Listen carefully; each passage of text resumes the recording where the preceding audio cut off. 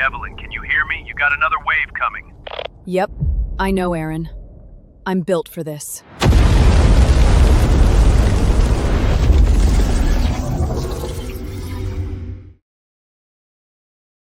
Welcome back, guys, and I hope you enjoyed that clip.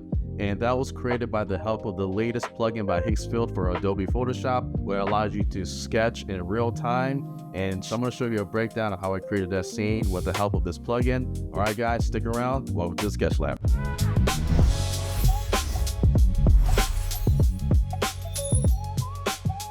All right, so downloading this is very simple. So all you need to do is go to Higgsfield, click Plugins, and click Download. Go ahead and double click the CCX file. Your Creative Cloud will automatically open. You click Install, and then you hit OK. It is saying there's a third-party developer. Hit OK, and then go ahead and type in your password. Very simple. Then hit OK, and then I'll install the plugin into your Creative Cloud. This little widget will open up, and click Continue in Browser, and then it requests permission.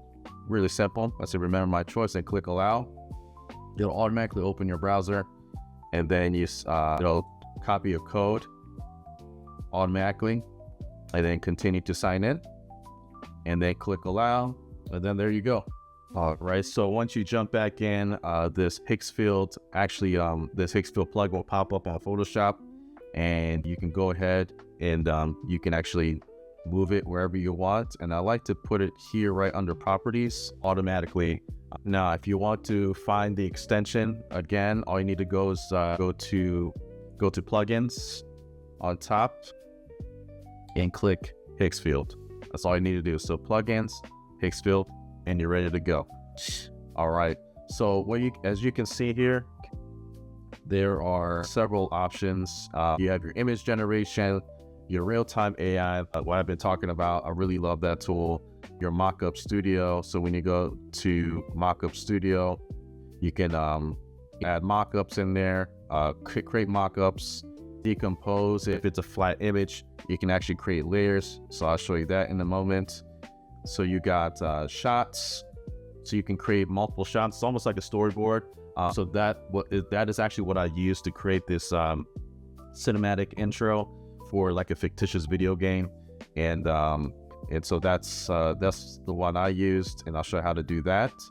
And so you have expand, obviously you can expand your images, face swap, character swap, your relighting tools in here, so you can relight your scene, all within Photoshop. So now your Photoshop is basically supercharged with Higgsfield tools. All right, before we dive in, this portion is sponsored, and but regardless, I'm gonna give you my honest opinion. All right, guys, let's dive in. All right, so real quick, so here is the sketch that I created, and so what I'm gonna show you is real time, real quick here. So what you want to do is select real time. So I already drew this, but I'll show you in a minute like what that would look like real time. So you have some options here. So let me expand this. So you have this little widget here down here below, and so you have a couple options here. So you got watercolor, you got impressionist, you got cinematic, you got 3D, you got animate, you got photo, and you can create your own. So I created Unreal Engine, retro 80s, concept, so you can create your own style. So let's see if we can let's do what watercolor look like, and make sure that layer is selected. All right, check it out, guys. So that is already rendered, and so what I do is just click that, and it'll automatically add it as a layer in Photoshop, which is amazing. And then you can do whatever you want with this. You can probably go from there, paint on top of this. You can change the mood of it. So I think right now is auto. So let's do cool. See how that looks, and that's automatically just starts generating. When we click that, then it created a cool version. And here you can select. There's multiple options here, so you can have it just a little settings here. So you can actually click how close to your sketch is going to be. So they have close sketch or more change. So I lean towards to more like towards my sketch. You can to give it less creative freedom for AI. So I like to just keep it maybe let's do 20%. And you can do different canvas size. So you could do 16 by 9. So let's select that. And so let's see how that looks. All right, so this is more closer to my sketch, which is really cool. All right, and I'm gonna lower the opacity, see how close it is. It's not too bad. It gave it some creative freedom, but yeah, not too bad. And then you can build on top of this. So let's see what it looks like 3D. Let's do 3D. So we created a 3D version. That's pretty cool. It's giving me like Fortnite vibes. So if you want to do something that looks like Fortnite, there you go. I know Unreal Engine just did a keynote earlier, and they have like an in-house process where they're actually sketching. They're drawing their own characters, but then they're using AI to make it a polished like 3D look for concept art. So this is the next wave of concept design or character creation. So this is really cool. So this is all built into Photoshop. So if you go to click General, and it has different moods. They got dramatic, they got calm, general. That's where we're at. Moody, dreamy. Let's see what dreamy looks like. Wow. So the lighting is a little different. That's pretty cool. Let's try cinematic. Okay, so here's cinematic. Yeah, that's cool. So I stayed on the one we generated, so you can, when you generate something, like we did like the watercolor one or a 3D one, I just stayed with that and then did cinematic. So that's pretty cool. So it just did like a cinematic lighting to your character. So if that's the look that you're going for, by all means, you have options. Okay, let's go back here. So yeah, so that's real time. So that's pretty cool. I actually drew this in Procreate because I'm accustomed to drawing in Procreate now. But the cool thing about Procreate is that you can export it out as a PSD file and all the layers stay intact. So if you're familiar with Photoshop, that's really important. And then, so I opened this file in Photoshop and all my layers are here. And so this is the actual line art. And then I actually went ahead and added flat colors to it. So rough sketch, really simple, just color blocking on just the tone like that I want. Add a little bit of shadows. You don't need to do that. If you're not really great at drawing, that's okay. You can just be very basic with the drawing and just make sure your prompt is detailed enough to kind of get your point across, generate your image. So what I want to do is create my own sort of like a start frame. Okay, so it's really simple. So all you need to do is go to image, and then you can insert your prompt in the field here. So what I like to do is I like to use GPT Image 2. It's really great with the look that I want. So I really wanted the Unreal Engine highly detailed like 3D model look. I'm a big fan of Blur Studios, and they're the ones that actually make like cinematic cutscenes for Warcraft, and they did Love, Death, and Robots. And so that's one of my favorite studios. So I love that 3D look. And so that's what I was going for this one. And this could be a fictitious video game, cutscene, or an actual full-blown 3D animated film. So that's where I'm leading to. So I chose GPT Image 2, and my aspect ratio, I'm gonna get as close as possible. So I'll do 3:4. 2K is good with me. All right. So I'm gonna go ahead and paste my prompt here. And this is the prompt that I used. And it says a young woman in hero stance, one boot planted on the curved dome head, short tousled auburn hair. She wears an open cropped orange photo jacket with worn leather creasing. And then it just goes on to it just details of her outfit. A film grain, natural, no plastic, CGI sheen, no studio polish. Yeah, so that's the prompt that I use. And so we'll go ahead and click that arrow and click generate. All right, so that generation is complete. So I'm gonna go ahead and click that. It'll actually it'll automatically place the image on the canvas, which is really convenient. And yeah, this is the detail that I want. Love it. This is good enough. And so then the next step is I used shots. So I go back out. There's a little arrow All right, let me make this bigger for you guys. Okay. All right, so then I click shots. So what I've noticed that the active layer feature doesn't work at the moment. So that's it. I'm probably still working out the bugs, but I'll go ahead and select 16:9, and I select that same image. I actually downloaded the image on my computer. So you go ahead and save that. So just to go around it, I would save that onto your computer first, and then you go ahead and click upload. All right, so here is the image that we're gonna use, and it's only 4 credits. And then go ahead and click generate. All right, so then what you do is go back into image generation, right? And here's the shot. So it's a 3x3 grid, and then you click that image, it automatically populates onto the canvas. Now, and I know that it's cropped off, but it's a smart object, so it'll automatically make it into a smart object layer. So I just double click that, and then it goes into the actual, it creates another tab in Photoshop. And here's your, pretty much a storyboard, which I love. Okay, so in that is what I'm going to use for SeaDance. Okay, so then I created a character sheet, and all you need to do is go ahead and upload that same image. All right, and you just, so go ahead and upload your character image here, and paste that prompt inside, and here's the prompt that I used, so you can get an idea of the structure of the prompt. And so it's a professional character turnaround sheet on a solid pure black background. It doesn't have to be black, it could be white, it could be whatever color you want. 3 full body views, evenly spaced left to right at identical scale and matching eyeline, front view, left view, and back view.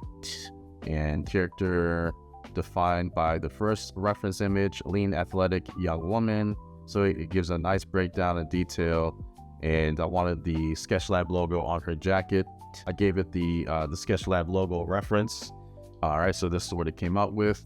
A really nice character sheet that we could use for this short clip. Okay, beautifully rendered. It's got really good textures. The consistency is phenomenal. This is exactly what I drew, and the SketchLab logo on the back. Really nice job. Okay, and so the only downfall of this here is there's no video option. So that would be we have to go either use Claude MCP or the CLI. Okay, so we're in Higgsfield right now, so go ahead and jump into supercomputer. Like, again, you don't have to, you can just use Claude, CLI, or the MCP. All right, so here's the process that I used here. So just to be transparent with my process here, so I have my logo that I created, a Vestige that was created with GPT Image 2, which to me is probably one of the best image models, honestly, with text. I really love it. So I've been using GPT Image 2 a lot. And so we uploaded the character sheet, okay? And of course, the storyboard shots that we use, and I'm using this as a storyboard. Now you can ask GPT to create a storyboard for you. You don't have to use shots, but you can just, same thing in the Photoshop plugin, you can create a storyboard from that one image that you create. So whatever that is, you can make a storyboard out of that. But I decided to use shots and see what happens, and it worked out pretty well. So it says animate storyboard, use character sheet as reference. I want the logo to appear at the end. So I want the logo to appear at the end in an interesting digital way. I want a multi-shot SeaDance 2.0 video. I want a man speaking in her ear. He's saying, "Hey, Evelyn, can you hear me? You got another wave coming." She responds, "Yep, I know, I'm built for this." So there's a bit of a dialogue here, and says, all right, it says, "Got it." Okay, so give you a breakdown here. It says, "I'll load the video generation skill first to route this correctly." So it's deciding like what to do with these images. And it asked me a series of questions. I said, which visual register for the clip? And I said, Unreal Engine style, just follow the look of the storyboard, right? And then the aspect ratio for the video that is asking is, and I said 16:9. and it says, got it. Unreal Engine game cinematic look matching the storyboard render 16:9. That's exactly what I want. And so it's giving me a plan. So it's making a 13-second clip, and then it's giving me a beat. So it's got like 6 shots that it's creating here. So it says beat 1, wide, Evelyn surveys the smoking Met graveyard, rifle in hand. Beat 2, close up of her face, eyes scanning, earpiece crackles. And then beat 3 says male voice and earpiece. Hey Evelyn, can you hear me? You got another wave coming. And then medium shot, she shifts stance, grip, rifle. So it gives a nice breakdown. And they said one thing on the dialogue, SeaDance handles native dialogue, but lip sync on 2 speakers, one off screen via earpiece can be imperfect. That's fine, went ahead with it. Made some corrections, some back and forth, and then did a female voice instead of a man's voice. So I had to make that correction. And then in some of the generations that actually did not include the sketch logo in the back. So I took a screenshot of what that looked like and then fed it into supercomputer. And I said, make sure the logo is on her back when she walks away from the camera. Okay. And it says, got it. That detail, back detail is the SketchLab logo in metallic silver across the back of her orange leather jacket. So it's making sure that, and it's showing me, which is really smart, how it's tagged. So it says add image 1 is storyboard grid, add image 2 is the character sheet identity, add image 3 back view jacket detail with the SketchLab logo placement, and then the last one is image 4 is the Vestige logo in reveal. And then it'll describe it for me, a couple back and forths, but yeah, and it came down to, all right, so real quick here, I just want to show you the decompose option. Let me make that an active layer, and so go ahead. Well, first let's do remove background to see how that works. All right, so it seemed like that option doesn't work yet with just the active Photoshop layer, so we have to upload the image ourselves. All right, so it's uploaded, and I'm going to remove the background. It's only 1 credit. All right, I'm going to click that. And yeah, that's pretty nice. They already included, included the helmet, but that's just first generation. But yeah, that's pretty neat. That's pretty cool. And then let's go to decompose. Again, we'll select our image. There's only 2 credits, and click generate. And this one, it'll actually analyze the image and it would create layers for you. So let's see how detailed the cutouts are. All right, so the decompose is finished. So I'm gonna go ahead and click, look at here. So it got the background, different parts. All right, so let's go import all. That's pretty cool. It really kind of rebuilt it. All right, so it looks like it kind of got jumbled there. So that's still not great yet. All right, so I'm gonna have to decrease that, and I have to like resize it. So it's not 100% there yet. So I would hold off on this a little bit. Yeah, not great yet, but I'll hold off on this until the update comes around, and maybe I'll get that fixed. But other than that, that's a cool idea, but I don't think it's entirely ready yet. All right, the last thing I want to cover is the relight. So I uploaded the shot here. And I'm gonna do, it's like a little widget that appears, and then I'm gonna rotate my camera. So I'm gonna do upper left, and I can change the color. Let's get a little dramatic. Let's do something like red. All right, and then we'll do soft light, and I'll click generate. All right, the generation is complete. So let's check it out. Wow, yeah, that's cool. If you want to change the lighting in your scene, this is the way to do it, instead of trying to figure out what the lighting is. And then so now you can really customize your still images, and then from there you animate it. So yeah, so that's Relight, guys, and we'll do a deep dive probably in the near future, because there's a lot more tools and there are more updates. So yeah, it did a fantastic job on this whole workflow. So this probably took me an hour and a half to just create this whole cinematic sequence, which I was blown away how it did a title sequence on that. But just to go go back here. So it creates the prompt for you. So I don't have to be sitting here making prompts. So that's why I didn't show you the prompt, because they already created it for me. So what you want to indicate that this is a multi-shot. So you can do a single shot, indicate that I want this to be a single shot scene, or you want a multi-shot scene. And it'll intelligently break that down for you. So you don't need to overthink it. You can trust what it can do, but go back and forth. Don't just let it decide for you. So anyway, please hit subscribe and hit that bell button so you get the latest and greatest of the Sketch Lab. Thank you for watching. I'll see you guys on the next one.